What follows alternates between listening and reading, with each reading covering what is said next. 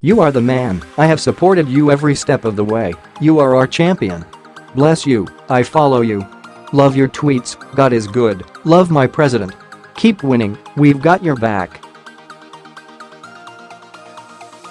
The messages were handwritten on a birthday card for Donald Trump, who turns 72 next week, along with an illustration of a birthday cake with candles, on each of which was written a boast: ultra-low unemployment, U.S. energy exporter, less red tape, tax cuts, jobs, jobs, jobs, stronger military and stronger economy.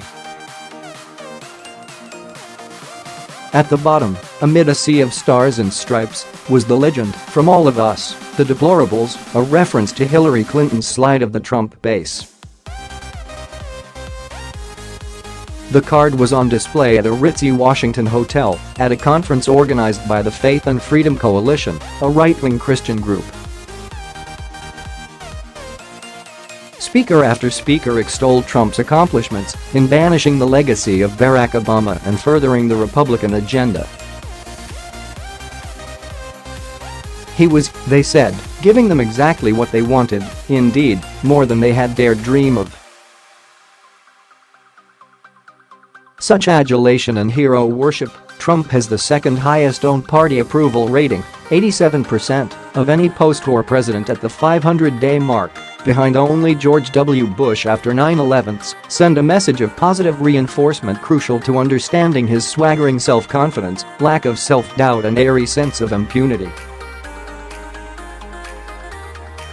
It was all on display again this week as he attacked allies such as Canada and France, while suggesting adversary Russia should rejoin the G7, disinvited the Super Bowl winners from the White House, and instead hosted a celebration of America that consisted of little more than a 4-minute speech and patriotic songs, and continued his celebrity-obsessed approach to presidential pardons by suggesting that Muhammad Ali might be next, even though the Supreme Court overturned the boxer's conviction for draft evasion in 1971. Describing his approach to next week's historic denuclearization summit with the North Korean leader, Kim Jong-un, Trump offered what might be a summary of his governing philosophy: "I don't think I have to prepare very much. It's about attitude.It is about willingness to get things done." In other words, critics said, winging it. To them, and to many watching around the world, the frequent question is, how does Trump get away with it? The answer lies on that birthday card and in that rock-solid support among religious conservatives who have trained themselves to turn a blind eye to the thrice-married Trump's sordid past, the Access Hollywood tape in which he bragged about groping women, the allegations of an affair with the pornographic film star Stormy Daniels, and incendiary tweets, and focus instead on his actions and policies.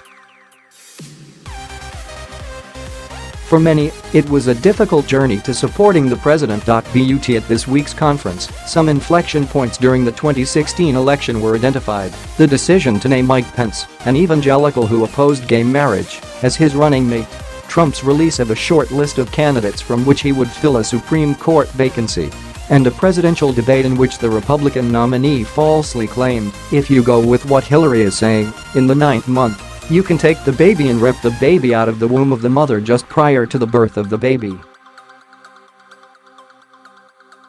Recalling that moment from the stage on Friday, the White House counselor Kellyanne Conway recoiled in her chair and said, "The country, I think, reflexively went to oh. And I thought, that's terrific."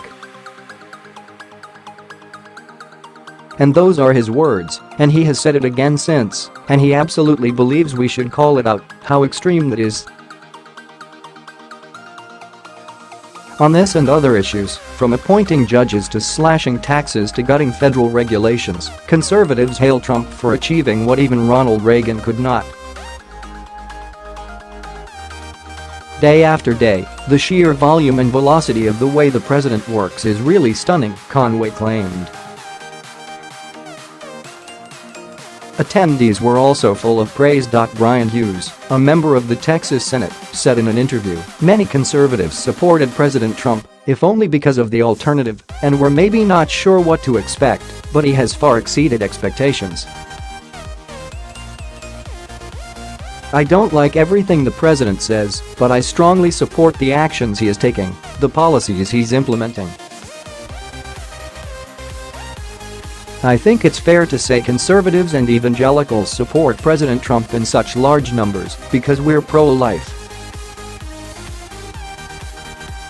Hughes and others managed to tune out of Trump's wayward approach to diplomacy. I am learning to look at the results, he added. President Trump does not handle these matters in the way presidents normally do. But so far, even when he's made us nervous during the process, he's gotten a great result. That's what we are hoping for on trade, North Korea, all these huge matters he's dealing with. Lesser egos than Trump's might have been dented on Tuesday when it turned out that fewer than 10 Philadelphia Eagles players intended to show up at the White House. Instead, he brazened it out by throwing a celebration of America with 40 national flags on display on the South Lawn, prompting columnists to quote Samuel Johnson's dictum that patriotism is the last refuge of a scoundrel. One guest sank to his knee during the national anthem in solidarity with professional football players' protests against racial injustices. Another heckled the president, who struggled with the lyrics of God Bless America. But Jasper Preston, an African-American man wearing a Make America Great Again hat to the Faith and Freedom Coalition conference, dismissed the controversy. I laugh at the Philadelphia Eagles. If you want to make a sacrifice, you have to accept the consequences. I applaud Donald Trump for holding his ground and being a man of his word. Preston, 30, who works for a not-for-profit organization in Atlanta, claimed Trump had spent decades combating racism and that his offer to pardon Ali, the former world heavyweight champion whose lawyer said the gesture was unnecessary, should be taken in good faith. Saying no to a good intention is absurd. Don't call him a racist because he wants to do something good for someone. You're trying to fight racism and sometimes you'll miss the mark, and sometimes the mark is moving. Preston also sought to explain Christian support for the president. It's about his calling for his position. We didn't want him to be Christ-like. He's human like you and me. He's made morally and ethically wrong decisions in the past, and so have I. When the Access Hollywood tape came out, I was the first to say that was wrong, and he said that was wrong. God uses flawed people to get the job done. God has never used a perfect man, because there is no perfect man. We are yet to have a perfect man as president. Opponents of Trump have long hoped for a pivot and change in his behavior. But the constant applause from his base not only deters any such change, it encourages more of the same.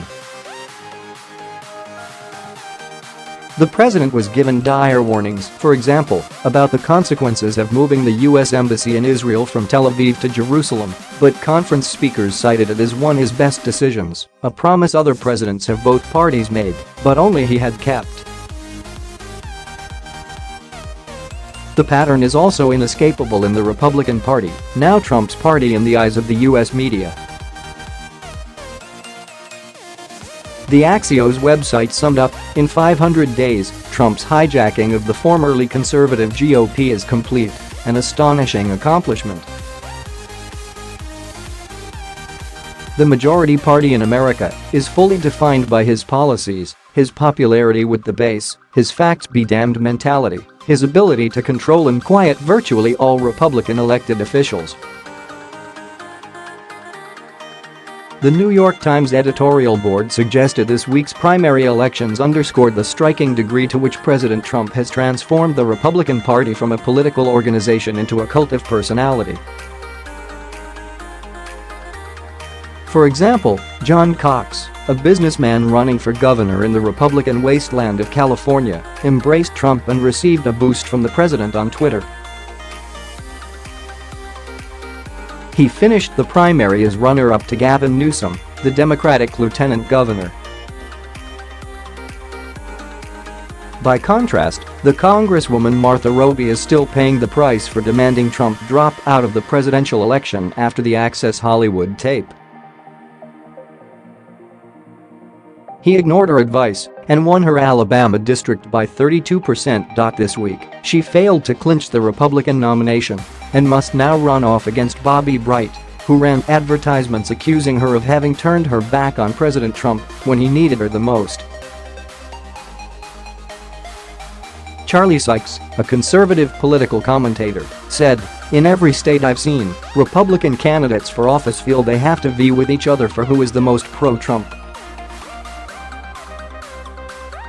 Any dissent from Trumpism poses a threat to your viability within the Republican Party."